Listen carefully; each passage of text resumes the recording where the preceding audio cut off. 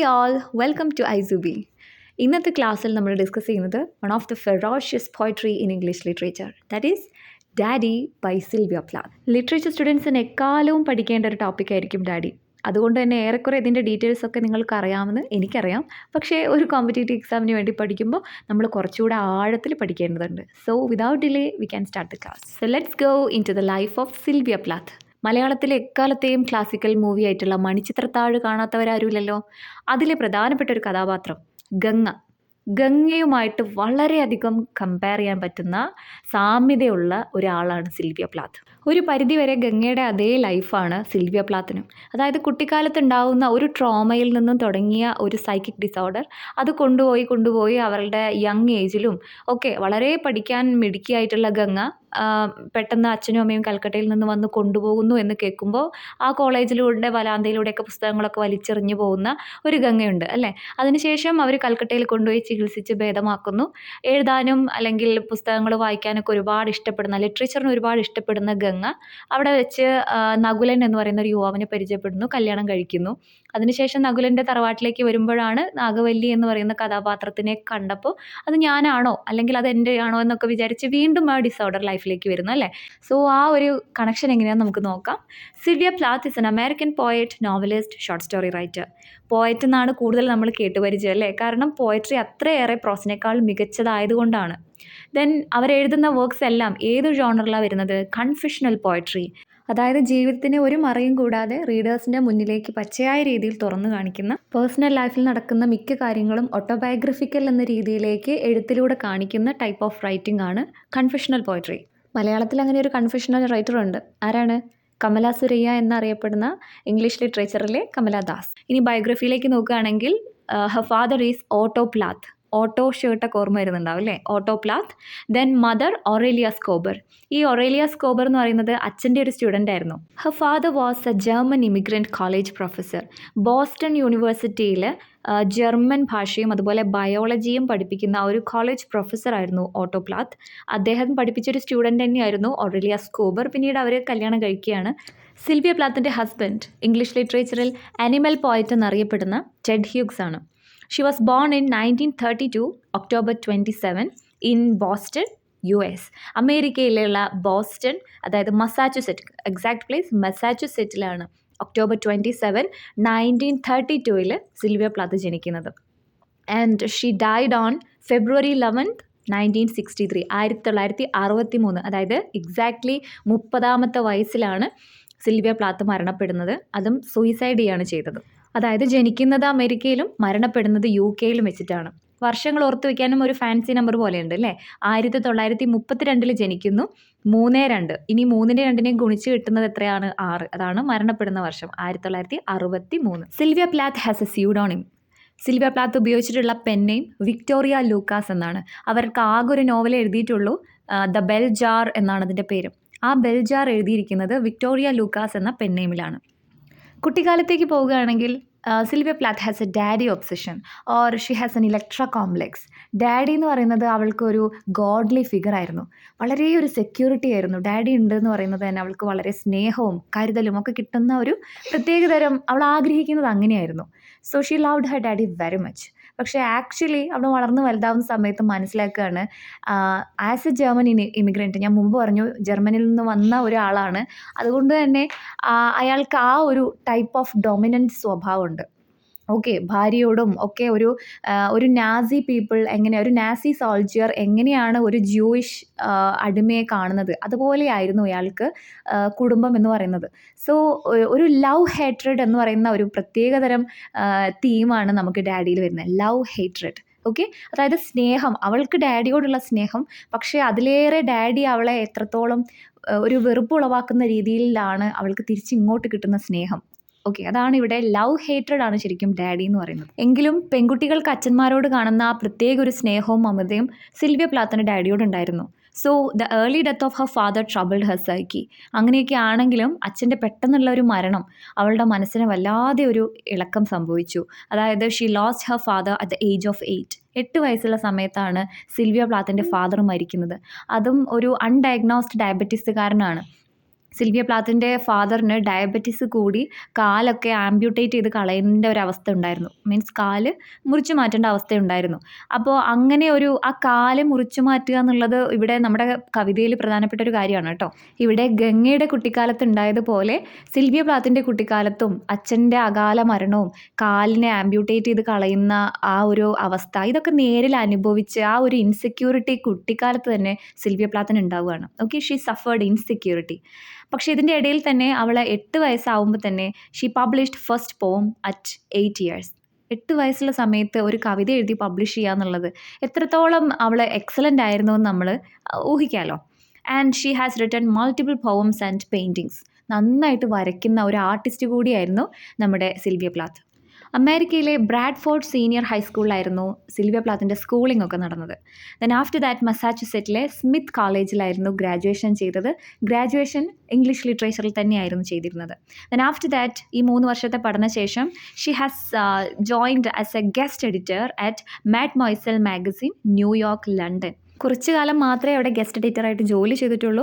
പക്ഷേ അവിടെ നിന്ന് കിട്ടിയിട്ടുള്ള ഇൻസ്പിറേഷൻ ആയിട്ടുള്ള കുറേ കാര്യങ്ങൾ ദ ബെൽ ജാർ എന്ന് പറയുന്ന അവരുടെ നോവലിൽ ഇൻക്ലൂഡ് ചെയ്തിട്ടുണ്ട്. ഇങ്ങനെ സാഹിത്യത്തിലും പഠനത്തിലും ഒക്കെ മിടുക്കിയായി വളർന്നു വരുന്ന സമയത്തും അവൾ അറിയാതെ, അല്ലെങ്കിൽ ആരും അറിയാതെ, ഒരു സ്ലോ മെൻ്റൽ ബ്രേക്ക് ഡൗൺ അവളുടെ ഉള്ളിൽ ഡെവലപ്പ് ആവുന്നുണ്ടായിരുന്നു. അതായത് കുട്ടിക്കാലത്തേ ഉണ്ടായ ഒരു മെൻ്റൽ ട്രോമ, അച്ഛൻ്റെ മരണം, കാല് ആംബ്യൂട്ടേറ്റ് ചെയ്ത് കളഞ്ഞ ആ ഒരു രംഗം തനിക്ക് തിരിച്ചു കിട്ടിയിട്ടില്ലെങ്കിലും അവൾ ഇഷ്ടപ്പെട്ട ആ ഒരു ഗോഡ്ലി ഫിഗറിൻ്റെ പെട്ടെന്നുള്ള മരണം, ഇതൊക്കെ സ്ലോലി അവളുടെ വളർച്ചയിലൂടെ അവളുടെ ഉള്ളിലും വളർന്നു വരുന്നുണ്ടായിരുന്നു. മീൻസ് ഫിസിക്കലി അവൾ വളർന്നതിനൊപ്പം മെൻ്റലി ഇങ്ങനെ ഒരു മെൻ്റൽ ട്രോമ കൂടി വളർന്നു വരുന്നുണ്ടായിരുന്നു. ആൻഡ് അറ്റ് ലാസ്റ്റ് അതൊരു കംപ്ലീറ്റ് മെൻ്റൽ ബ്രേക്ക് ഡൗൺ ആയി മാറി. She showed suicidal tendency and she has become completely schizophrenic. അവൾക്ക് ഡിപ്രഷൻ ആയിരുന്നു. കുട്ടിക്കാലം മുതൽക്ക് മനസ്സിൻ്റെ ഉള്ളിൽ ഒതുക്കി വെച്ച എന്തൊക്കെയോ സങ്കടങ്ങളൊക്കെ ആവാം ചിലപ്പം ആ ഒരു സ്റ്റേജിലേക്ക് എത്തിയത്. പക്ഷേ ആ ഒരു അവസ്ഥയിൽ നിന്ന് തിരിച്ചു വരാൻ ഇലക്ട്രോ ഷോക്ക് തെറപ്പി വരെ ചെയ്യേണ്ടി വന്നു. അതായത് ഷോക്ക് ട്രീറ്റ്മെൻറ്റ് വരെ എടുക്കേണ്ടി വന്നു. അപ്പോൾ ഒന്ന് ആലോചിച്ച് നോക്കൂ എത്രത്തോളം മെൻ്റൽ ബ്രേക്ക് ഡൗൺ സിൽവിയ പ്ലാത്തിന് ആ ഒരു ചെറിയ പ്രായത്തിൽ സംഭവിച്ചു എന്ന്. അങ്ങനെയാണ് ഫസ്റ്റ് സൂയിസൈഡ് അറ്റംപ്റ്റ് സിൽവിയ പ്ലാത്ത് ചെയ്യുന്നത്. അതായത് അമ്മയുടെ സ്ലീപ്പിംഗ് പിൽസ് ഒക്കെ എടുത്ത് ഓവർഡോസ് എടുത്ത് കഴിക്കുന്ന ഒരു ടെൻഡൻസി, അതൊക്കെയായിരുന്നു അന്ന് ചെയ്തിരുന്നത്.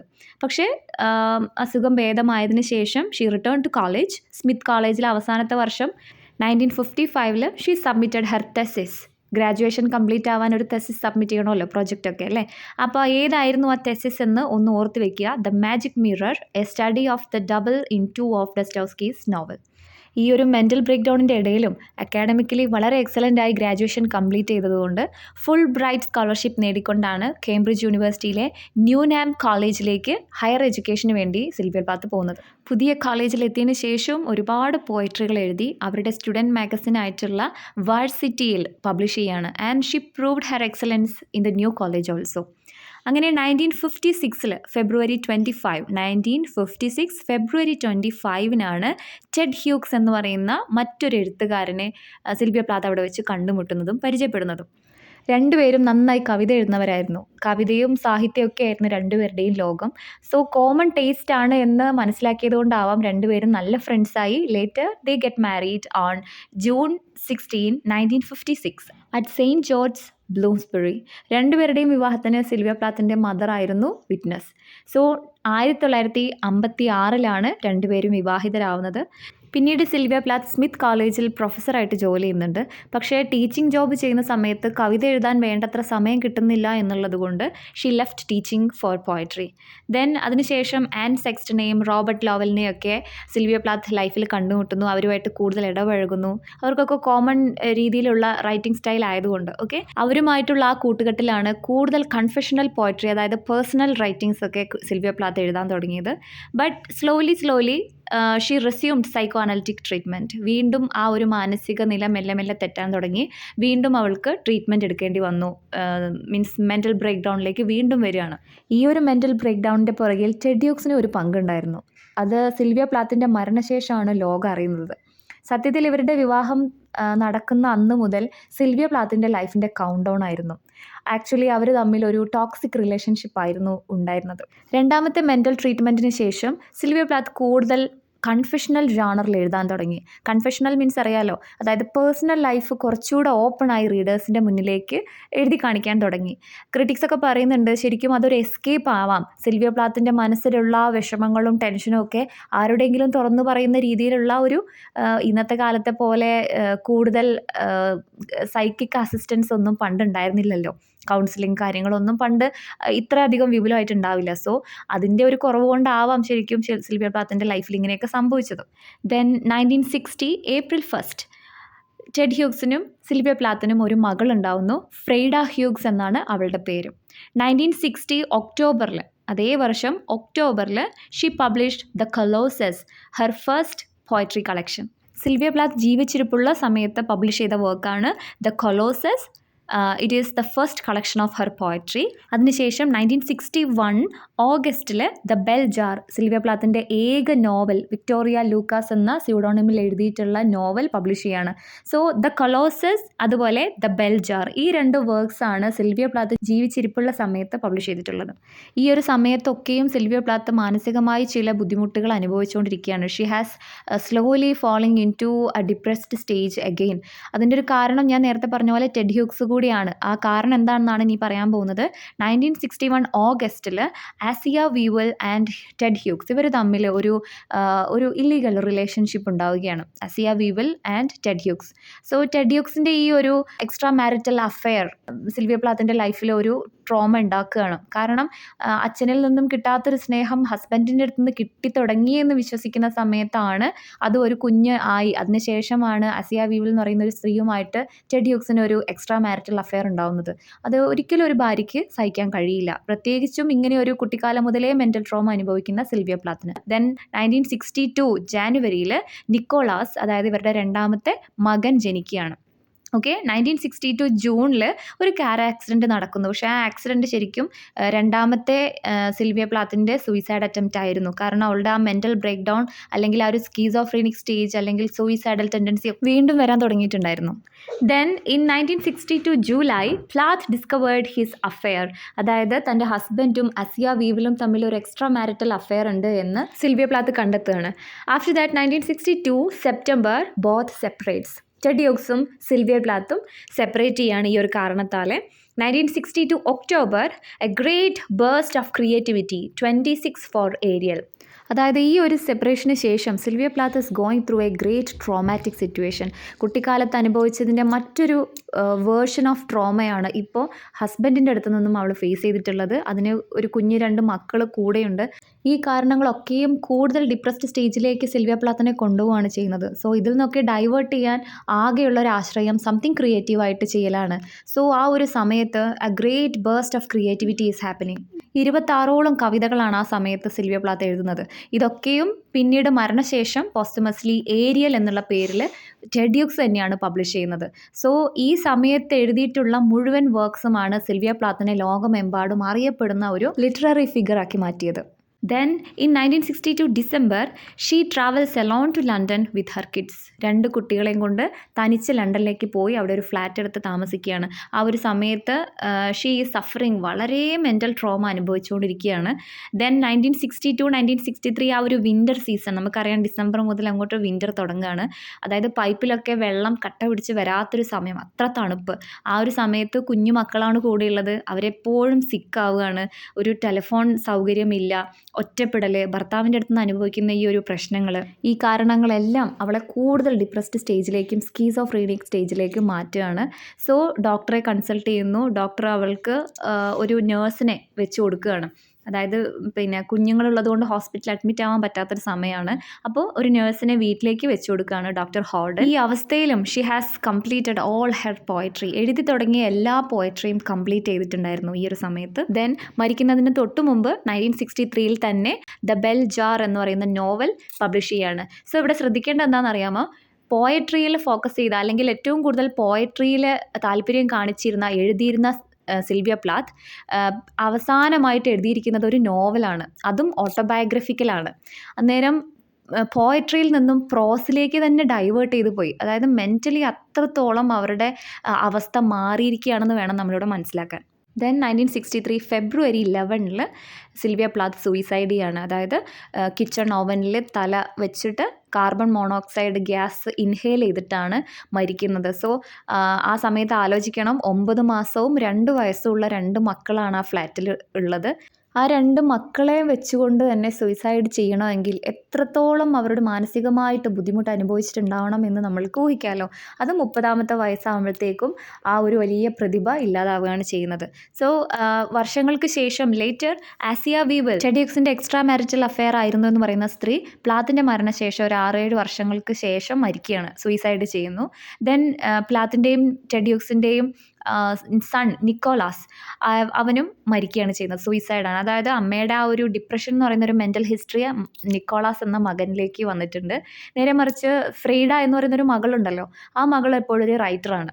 സോ അമ്മയുടെ 2 ഹിസ്റ്ററി 2 മക്കളിലേക്കും വരികയാണ്.